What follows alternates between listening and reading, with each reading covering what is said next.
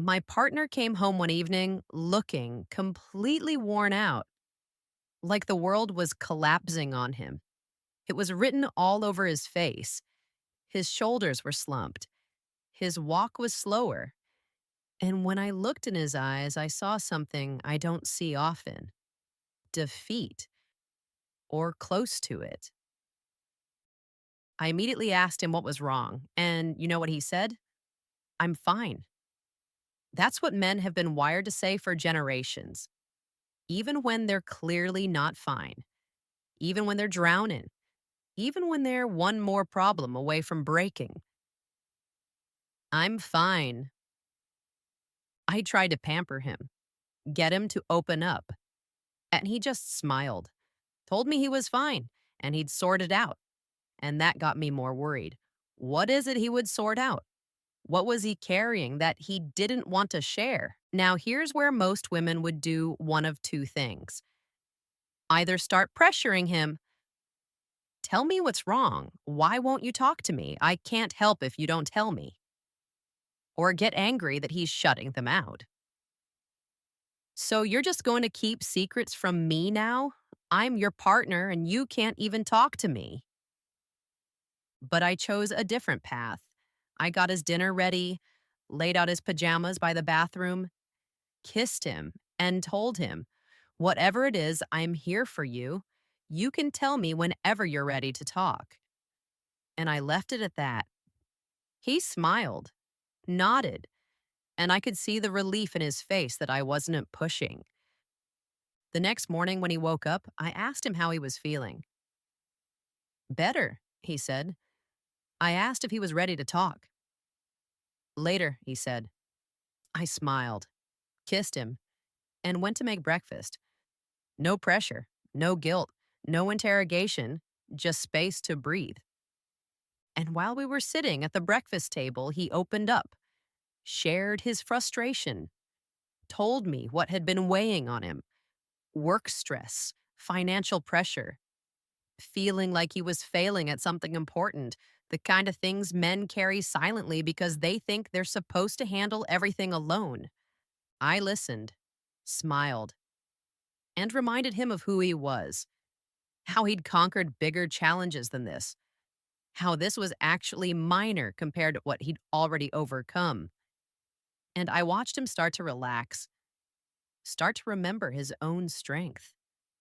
Then I massaged his ego a bit, told him how capable he was, how I trusted his judgment. And then, only then, I shared how I thought he might approach the issue. But I made sure he knew it was just a suggestion, that if he thought it through and found a better way, I trusted him completely. And you won't believe how good he felt. He didn't hide it. His whole demeanor changed. The weight lifted. He felt seen, supported, trusted, not fixed, not rescued, just supported. Because that's what men need. They don't need you to solve their problems. They don't need lectures or pressure or interrogation. They need space to breathe. They need to know you trust them. They need to know you're there when they're ready. And they need to know that being human, being tired, being overwhelmed doesn't make them less of a man in your eyes.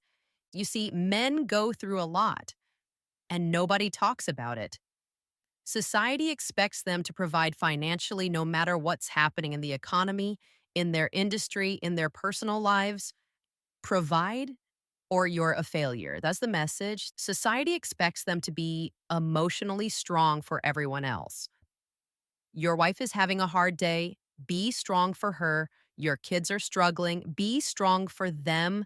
Your parents are aging. Be strong for them. But who's being strong for him? Who's holding space for his struggles? Men are expected to fix every problem. The car breaks down, he fixes it. The finances are tight, he figures it out. Something's wrong in the relationship, he needs to fix it. Something's broken in the house, he handles it. But what happens when he's the one who's broken? Who fixes him? They're expected to never complain, never break down, man up, push through, don't cry, don't show weakness, Don't burden anyone with your problems. Just handle it. Always handle it until one day they can't anymore. And then what? And here's what happens when men can't breathe. When they're not allowed to be human, they shut down emotionally. They check out. They become ghosts in their own lives, present, but not really there. Going through the motions, but not truly living. Their health deteriorates. Stress leads to high blood pressure. High blood pressure leads to heart disease. Heart disease leads to early death. Men are literally dying from the weight of expectations they're not allowed to put down. And nobody sees the silent suffering because they've gotten so good at hiding it, so good at saying, I'm fine when they're not, so good at carrying everything alone that by the time anyone notices, it's often too late. So let me tell you what men need. And it's not complicated. They need permission to say, I don't know, without being seen as incompetent. They need permission to say, I'm tired, without being seen as weak. They need permission to not have all the answers. They need permission to need support too. They need space, quiet time to process without interrogation, time to just exist without having to perform or fix or provide or lead, just time to breathe. They need appreciation for what they do instead of criticism for what they don't. They're doing their best, even when it doesn't look like enough, even when they're falling short. They're trying. And that deserves to be acknowledged. And here's what women can do, it's simple. Stop expecting him to be strong 100% of the time. He's human. He's allowed to have moments of weakness. Let him have those moments without making him feel like he's failing. Don't add more problems when he's already overwhelmed. Read the room. If he's clearly carrying too much, maybe your issue can wait. Maybe your complaint can hold. Maybe he just needs one day where nothing new is added to his plate. Let him rest without guilt. If he needs to sit in silence for an hour, let him. If he needs a day to do nothing, let him have it. Rest isn't laziness. Rest is survival. Support him the way he supports you. He shows up for you when you're struggling. Show up for him, not by fixing, not by pressuring, just by being there, by trusting him, by reminding him he's capable. Ask him what he needs instead of assuming. Men are simple. What they need is usually straightforward, but nobody asks. Everyone assumes. And the assumptions are usually wrong because here's the truth, men don't need much. They need peace, they need respect, they need space to breathe. They need to know that being human doesn't make them less of a man. That's it, that's the list. And if you're a man reading this, I want you to hear me. You're carrying too much. You're allowed to be tired.